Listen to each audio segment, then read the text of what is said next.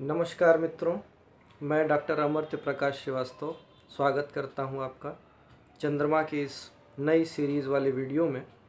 और आज हम जानने का प्रयास करेंगे कि क्या होता है जब चंद्रमा केंद्र स्थानों में से चतुर्थ स्थान यानी दूसरे केंद्र स्थान में समाहित होता है। और हर बार की भांति इस बार भी हम ये जानेंगे कि चतुर्थ भाव किन चीज़ों का कारकत्व लिए हुए है और चंद्रमा किन चीज़ों से संबद्ध है, किन चीज़ों का स्वामित्व प्राप्त है चंद्रमा को।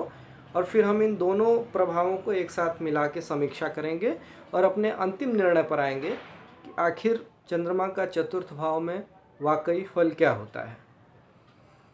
तो हम प्रारंभ करते हैं। सबसे पहले हम जानते हैं कि चंद्रमा क्या है।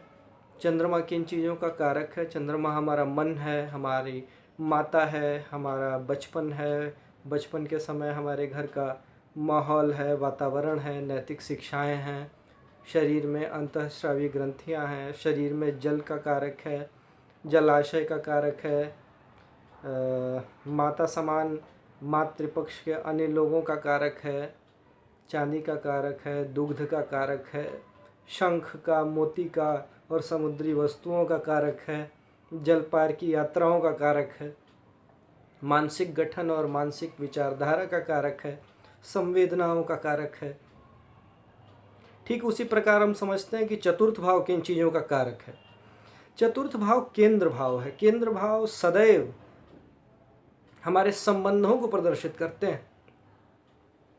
चतुर्थ भाव हमारा जन्म स्थान है, जहाँ हम पैदा हुए वो हमारा जन्म स्थान है। चतुर्थ भाव हमारा घर है, जहाँ हम रहते हैं। चतुर्थ भाव माता, भूमि, भवन, सवारी का कारक है। चतुर्थ भाव हम जहाँ सुरक्षा महसूस करते हैं उन स्थानों का कारक है। सुख का कारक है चतुर्थ भाव। चतुर्थ भाव मानसिक शांति का कारक है। वो स्थान जिनसे किसी को पोषण मिलता है। घर में वो स्थान किचन है, गौशाला है, जहाँ डेयरी का उत्पाद होता है। चतुर्थ स्थान वो है। शिक्षा के क्षेत्र में अगर हम देखें तो चतुर्थ स्थान हमारी ज्ञान की कुशाग्रता का है। ज्ञान तो पंचम भाव से हम देखते हैं, लेकिन कुशाग्रता हम चतुर्थ भाव से देखते हैं। और पढ़ाई में लगने वाला मन भी हम चतुर्थ भाव से देखते हैं। अब हम इन दोनों प्रभावों को एक साथ मिलाने का प्रयास करते हैं। सबसे पहले माता का कारक अगर लेते हैं चंद्रमा को, तो चतुर्थ स्थान में अवस्थित चंद्रमा माता को जन्म स्थान से दूर जाने की इच्छा नहीं प्रदान करता है। जातक की माता और जातक दोनों ही जन्म स्थान से लगे रहते हैं। जन्म स्थान के लोगों से उनकी बड़ी आत्मीयता होती है, संवेदनाएं जुड़ी होती हैं। ऐसे लोग देशभक्त के रूप में देखे जा सकते हैं। ऐसे लोग सभी से एक समान रूप से मिलते हैं। ये बड़ी ही विशेषता होती है, क्योंकि चतुर्थ स्थान पे चंद्रमा अपना पूर्ण दिग्बल प्राप्त करता है और अपने मौलिक और नैसर्गिक रूप में अभिव्यक्त होता है। तो उसके अंदर सुहृदता, सभी से दिल खोलकर मिलने की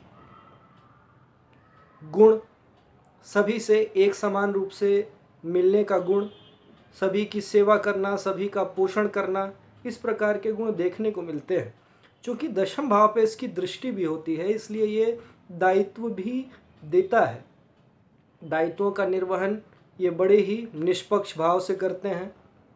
ऑफिस में ये मानव संसाधन, जिसे हम HR कहते हैं, के रूप में अच्छा कार्य कर सकते हैं और करते देखे गए हैं। पोषण विभाग में चूँकि शिप और जलीय यात्राएं चंद्रमा का कारकत्व लिए हैं, इसलिए इन क्षेत्रों में भी ये कार्य अच्छा करते हैं। हॉस्टल और स्कूल चलाने वाले, जिनमें बच्चों को रख के उनका पालन पोषण किया जाता है, ये सारे इस चंद्रमा का फल व्यक्त करते हैं। अब हम समझते हैं, एक शब्द आता है कारक भावनाशो।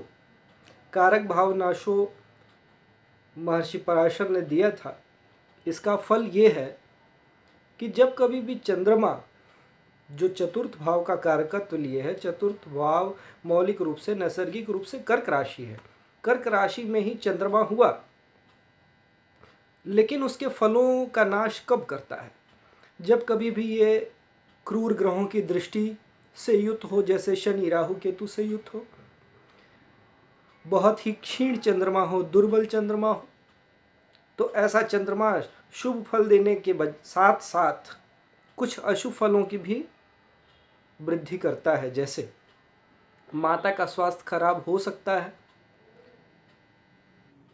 जातक के स्वयं का स्वास्थ्य कुछ गड़बड़ हो सकता है, संवेदनाएं इतनी अधिक होती है, भावनात्मकता इतनी अधिक होती है, दूसरों की मानसिक स्थिति को ठीक करने की इच्छा इतनी प्रबल होती है कि कभी कभी खुद की मानसिक स्थिति दयनीय हो जाती है।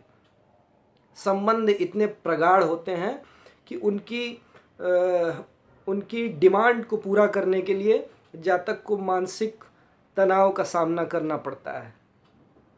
जातक के घर के ही लोग, जो उसके आसपास, जहाँ उसका निवास, जहाँ उसका जन्म स्थान है, उसके आसपास के ही लोग उसे छोड़ना नहीं चाहते। ये एक धनात्मक पक्ष है, लेकिन इसका ऋणात्मक प्रभाव जातक पे देखने को मिलता है यदि चंद्रमा समुचित रूप से उज्जवल, बलवान और शुभ नहीं हुआ तो। अब हम ये भी देखते हैं कि ऐसा चंद्रमा कई प्रकार के फल देने में सक्षम है। जैसे मेष राशि का चंद्रमा, मेष राशि के चंद्रमा में ऊर्जा जो है होती है वो मंगल से प्रभावित होती है। मंगल से प्रभावित ऊर्जा के कारण ये बहुत अधिक ऊर्जावान होता है और इसमें कुछ साइकिक क्षमता भी होती है।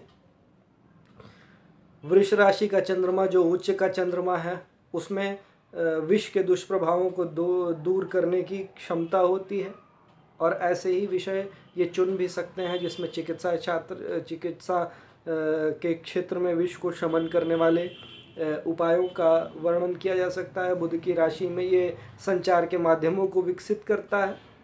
लेकिन एक विशेषता है, ये सभी से एक समान रूप से मिलता है। सभी को माता जैसे संतानों को एक दृष्टि से देखती है, वैसे ही ऐसा जातक पूरे समाज को एक दृष्टि से देखता है। अगर हम देखें तो ये दशम भाव को देखता है, इसलिए इसे सामाजिक दायित्व मिलते हैं और उनका निर्वहन ये कुशाग्रता से करता है। प्रारंभिक जीवन थोड़ा उथल पुथल जरूर होता है, लेकिन बाद का जीवन, जिसे हम कहें कि दूसरा उत्तरार्ध, पूर्वार्ध छोड़ के उत्तरार्ध देखें तो उत्तरार्ध प्रायः सुखमय होता है। लेकिन नवम भाव से अष्टम भाव होने के कारण धार्मिक भावनाओं का हनन होता है। गुरुओं, पिता, पुजारी की बातें, धार्मिक और जातिगत भेदभाव जातक को पसंद नहीं होता और मतभेद होता है। एकादश भाव से खष्ट होने के कारण बड़े भाई, बड़े आपके जिसे कह सकते हैं मित्र मंडली, और मित्र मंडली के लोग और आपका सपोर्ट सिस्टम, उन लोगों के साथ आपका मतभेद हो सकता है और वो आपके चतुर्थ भाव, यानी जिसे आप अपना सुरक्षा स्थान मानते हैं, जहां आपको आनंद आता है, उसके बीच और मतभेद पैदा कर सकते हैं। लेकिन कुल मिला के ऐसा चंद्रमा नैसर्गिक और मौलिक रूप से शुद्ध होता है, शुभ होता है, जब तक कि उस पर कोई बुरा प्रभाव अन्य ग्रहों का न पड़ा हो। तो आज हमने जाना कि क्या होता है चंद्रमा जब चतुर्थ भाव में स्थित होता है। और मैं फिर कहना चाहूँगा कि किसी भी ग्रह का किसी भी भाव और राशि में अध्ययन करने से पहले नवांश में उसकी स्थिति, राशि में उसकी स्थिति, शुभ या दुष्ट ग्रहों से युति का अध्ययन करना बहुत आवश्यक है, क्योंकि प्रभाव पूरी तरह परिवर्तित हो जाते हैं। यदि आपको ये वीडियो अच्छा लगा हो तो लाइक करें, थम्स अप करें और ये हमारा चैनल सब्सक्राइब करें। मैं जल्दी ही उपस्थित होऊंगा फिर से एक नए वीडियो के साथ। तब तक आज्ञा दीजिए। नमस्कार।